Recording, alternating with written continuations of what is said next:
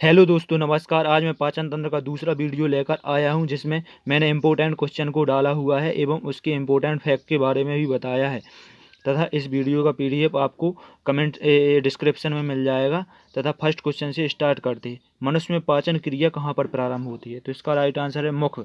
मुख गुहा से मनुष्य की पाचन क्रिया प्रारंभ होती है। मुख गुहा में सबसे पहले भोजन दांतों में आता है। दांतों से भोजन को तोड़ा जाता है एवं छोटे छोटे टुकड़ों में तोड़ा जाता है। फिर भोजन कहाँ आता है? जीभ में।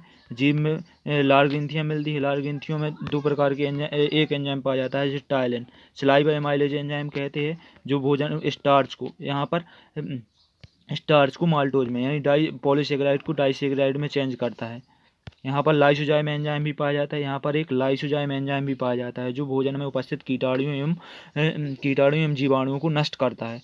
नेक्स्ट क्वेश्चन देखते हैं। यदि वीडियो पसंद आए तो प्लीज़ लाइक करें, शेयर करें एवं कमेंट सेक्शन में बताएं मुझे इस प्रकार की वीडियो और बनानी चाहिए। नेक्स्ट क्वेश्चन देखते हैं। मानव की पाचन नली कितने फीट लंबी होती है? तो इसका राइट आंसर 32 फीट। मानव की पाचन नली 32 फीट लंबी होती है। नेक्स्ट क्वेश्चन देखते हैं। एक वयस्क मनुष्य में कितने स्वादंत होते हैं? स्वादंत का मतलब रदनक, कैनाइन। तो इसका राइट आंसर है 4। एक वयस्क मनुष्य में 4 रदनक होते हैं। नेक्स्ट क्वेश्चन देखते हैं। अस्थियां और दांतों में मौजूद रासायनिक द्रव्य कौन सा है? तो इसका राइट आंसर है कैल्शियम फास्फेट। कैल्शियम फास्फेट के कारण अस्थियां एवं दांत मजबूत होते हैं। उपाय स्थिति में यह अनुपस्थित होता है, जिसके कारण यह मुलायम होती है। नेक्स्ट क्वेश्चन देखते हैं। दांतों के इनेमल का कुर्बरण का मुख्य कारण क्या है? दांतों के इनेमल के कुर्बरण का मुख्य कारण पानी में उच्च मात्रा में फ्लोराइड के कारण होता है। नेक्स्ट क्वेश्चन देखते हैं। मनुष्य के जीवन काल में कितने दांत दो बार उगते हैं? तो इसका राइट आंसर है 20। वयस्क मनुष्य में 32 दांत पाए जाते हैं और बच्चों में कितने होते हैं? 20 दांत दूध के दांत कहलाते हैं, जो कि 2 बार उगते हैं। नेक्स्ट क्वेश्चन देखते हैं। दांतों के निम्नलिखित में से क्या होता है? दांतों में निम्नलिखित में से क्या होता है?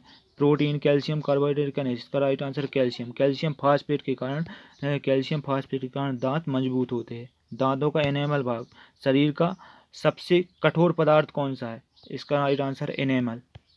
नेक्स्ट क्वेश्चन देखते हैं। निम्नलिखित में से किस तत्व का संबंध दांतों की विकृति के साथ है? इसका राइट आंसर है फ्लोरीन। फ्लोरीन के कारण दांतों में विकृति आती है। नेक्स्ट क्वेश्चन देखते हैं। दांत के क्षय को रोकने के लिए अधिकांश टूथपेस्ट में क्या होता है? फ्लोराइड। फ्लोराइड होता है दांतों के क्षय को रोकने के लिए। नेक्स्ट क्वेश्चन देखते हैं।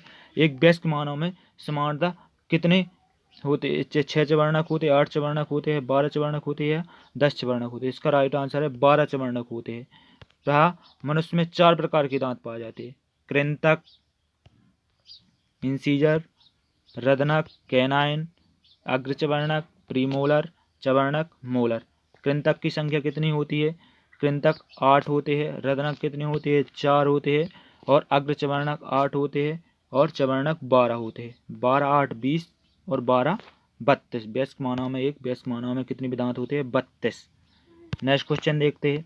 मनुष्य की जीभ की कड़वाहट किस भाग के कारण होती है? मनुष्य की जीभ की कड़वाहट किस क्षेत्र के कारण होती है? इसका राइट आंसर है पिछले भाग। पिछले भाग के कारण मनुष्य की कड़वाहट का स्वाद अनुभव कर पाता है।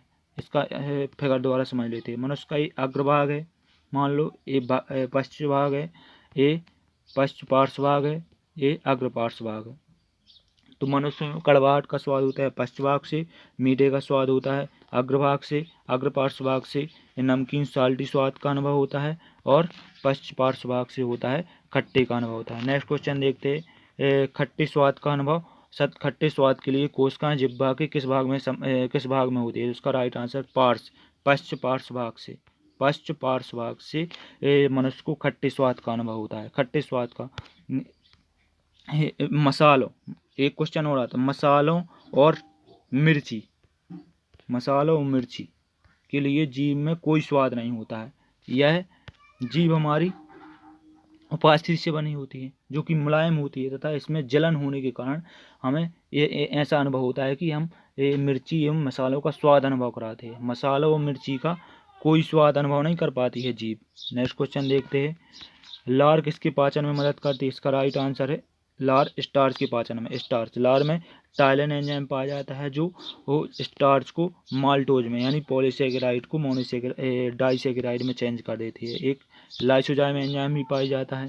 म्यूकस पाया जाता है जो इसे मुलायम बनाता है तथा H2O तथा लवण भी पाए जाते हैं जो भोजन के अम्लीय एवं क्षारीय स्वभाव को मेंटेन रखता है। नेक्स्ट क्वेश्चन देखते हैं, लार में कौन सा एंजाइम पाया जाता है? तो इसका राइट आंसर है टाइलिन एंजाइम, जिसे सलाइवा एमाइलेज एंजाइम भी कहा जाता है। यहाँ लाइसोजाइम एक एंजाइम भी पाया जाता है जो कीटाणुओं एवं जीवाणुओं को नष्ट करता है। ये लाइसो एंजाइम आँख में भी पाया जाता है, नाक में भी पाया जाता है। यह जीवाणु एवं कीटाणुओं को नष्ट करता है। अब रेनिन कहाँ पाया जाता है? रेनिन एंजाइम अमाशय में पाया जाता है। Ptyalin, tannin, resin. Next question, tannin resin ये एंजाइम नहीं है। नेक्स्ट क्वेश्चन देखते हैं, निम्नलिखित में से कौन सा लार का लाभ नहीं है? तो इसका राइट आंसर है यह आरबीसी में वृद्धि नहीं करता है। यह भोजन के पाचन में सहायता करता है। यह आरबीसी में वृद्धि, यह शरीर में आरबीसी में वृद्धि करती है। ये इसका लाभ नहीं है। ये आरबीसी में वृद्धि नहीं करती है, भोजन का पाचन करती है। नेक्स्ट क्वेश्चन, डायस्टेज एंजाइम है। डायस्टेज एंजाइम क्या है? यह लार ग्रंथि में पाया जाता है। का स्रोत है लार ग्रंथि से डायस्टेज एंजाइम का स्रावण होता है। नेक्स्ट क्वेश्चन देखते हैं, अमाशय में एंजाइम प्रोटीन को बचाने में मदद करता है। कौन सा एंजाइम? पेप्सिन एंजाइम प्रोटीन को पेप्टोन में चेंज करता है। ट्रिप्सिन एंजाइम वसा को बसीय अम्ल ग्लिसरॉल में चेंज कर देता है।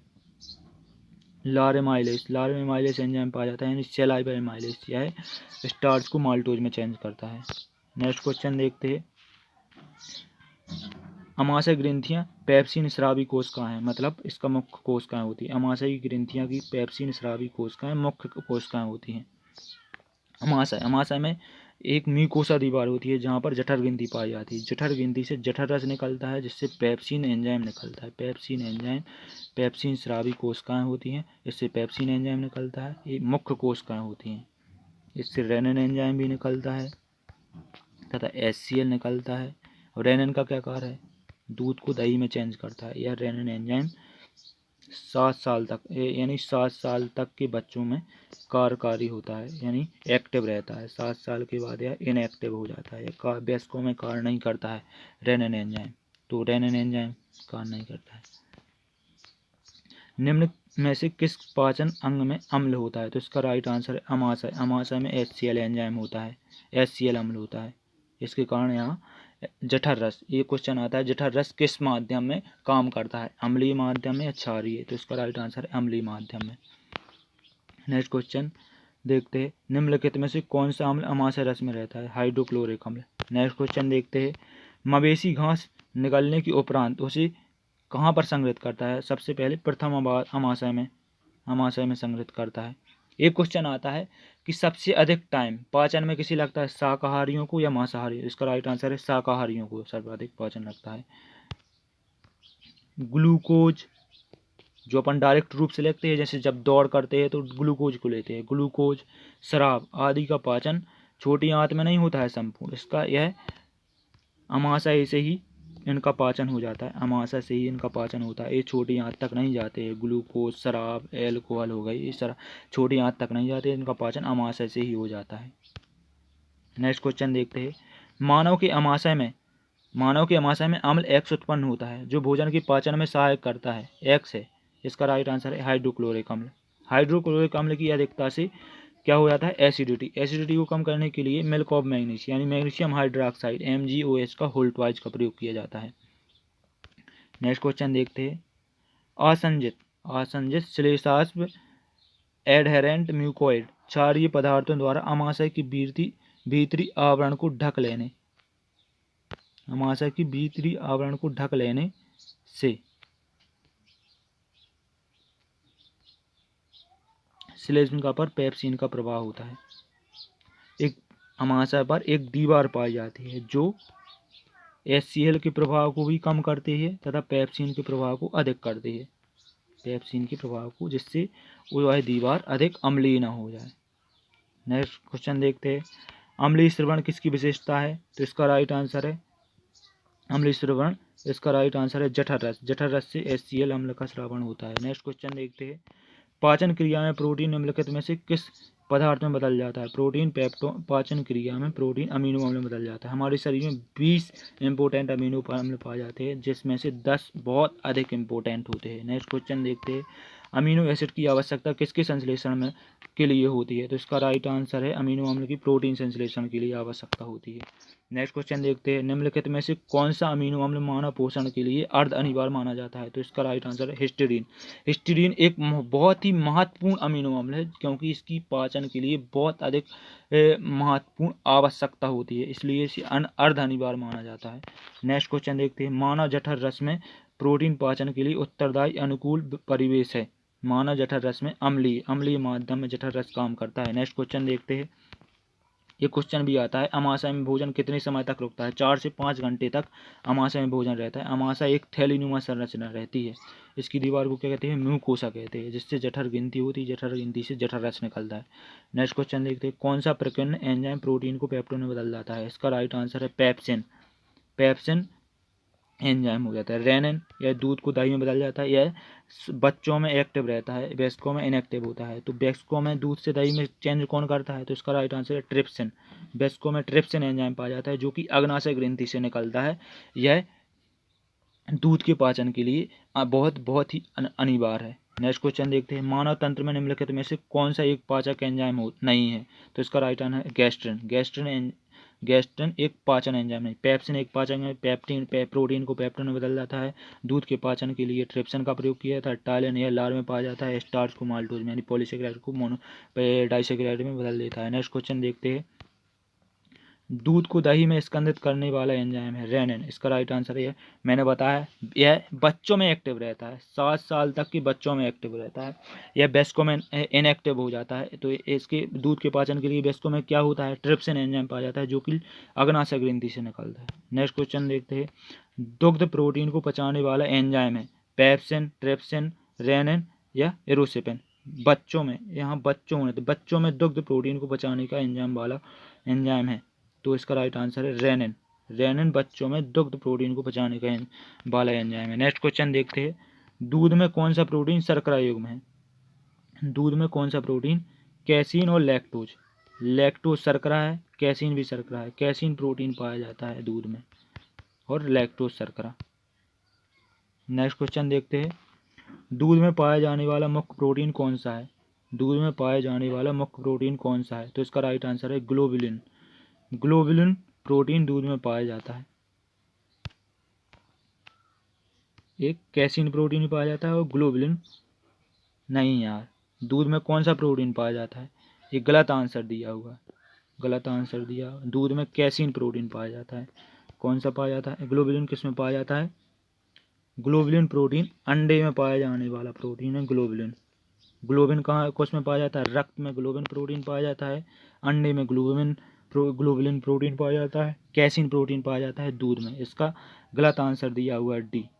इसका राइट आंसर है कैसीन प्रोटीन पाया जाता है दूध में। नेक्स्ट क्वेश्चन देखते हैं, एंजाइम में के प्रोटीन भाग को क्या कहते हैं? एंजाइम के प्रोटीन भाग को क्या कहते हैं? एपो एंजाइम कहा जाता है। एंजाइम के प्रोटीन भाग को एपो एंजाइम कहा जाता है। नेक्स्ट क्वेश्चन देखते हैं, निम्नलिखित में से कौन सा पाचक एंजाइम नहीं है? तो इसका राइट आंसर है इंसुलिन। इंसुलिन एक पाचक एंजाइम नहीं है। पेप्सिन एक पाचक एंजाइम है। इंसुलिन किससे निकलता है? ये इंसुलिन एक हार्मोन है। इंसुलिन हार्मोन है। पेप्सिन एंजाइम, रेनिन एंजाइम है, एपिलाप्सिन एंजाइम है। नेक्स्ट क्वेश्चन देखते हैं, पेट को पचाने के लिए निम्नलिखित में से किसकी खास आवश्यकता होती है? पेट में भोजन को पचाने के लिए निम्नलिखित में से किसकी खास आवश्यकता होती है? इसका राइट आंसर है एंजाइम।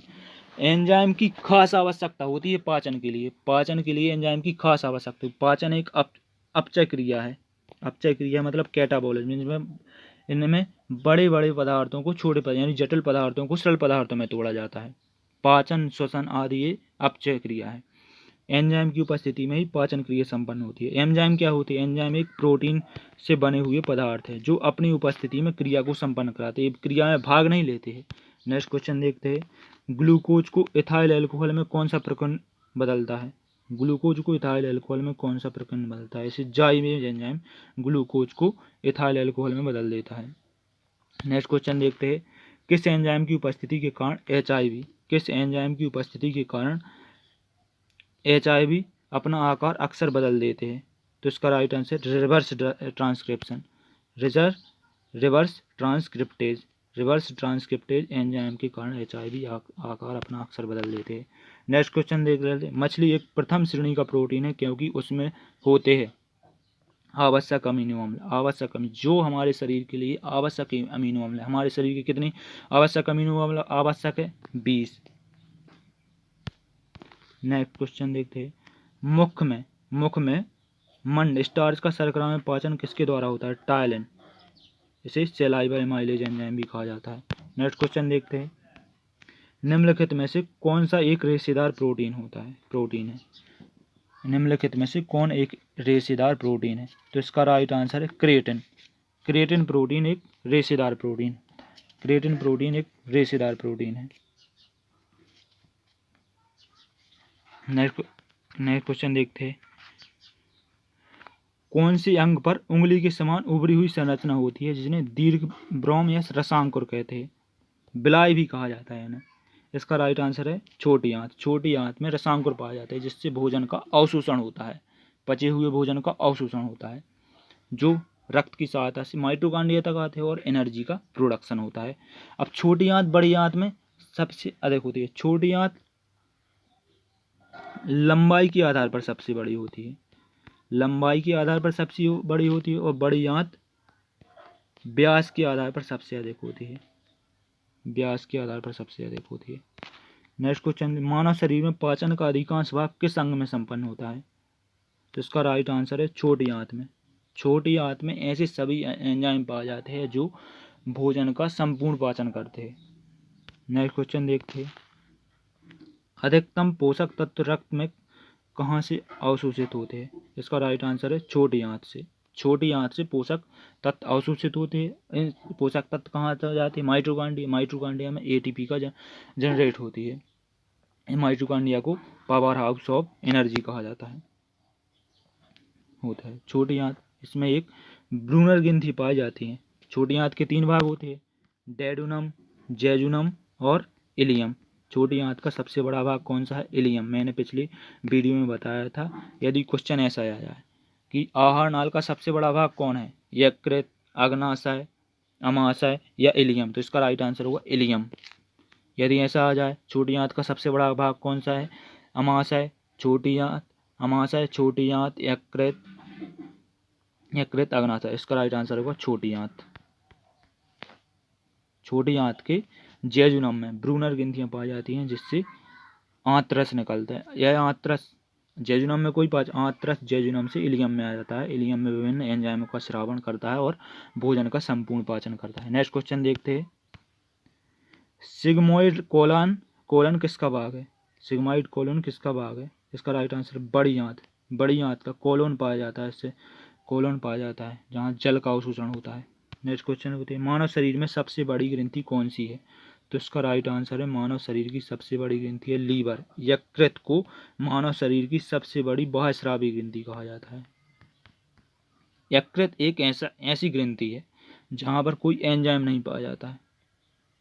यह भोजन में जितने भी विषाक्त कण होते हैं इनको भी नष्ट करता है। यकृत का क्या कार्य होता है? भोजन में जितने विषाक्त कण होते हैं उनको भी नष्ट कर देता है। नेक्स्ट क्वेश्चन देखते हैं। लीवर किसका भरपूर स्रोत है? तो इसका राइट आंसर वसा घुलनशील विटामिन का। नेक्स्ट क्वेश्चन देखते हैं। निम्नलिखित में से कौन सा एक किसी भी पाचक एंजाइम का स्रावण नहीं करता है?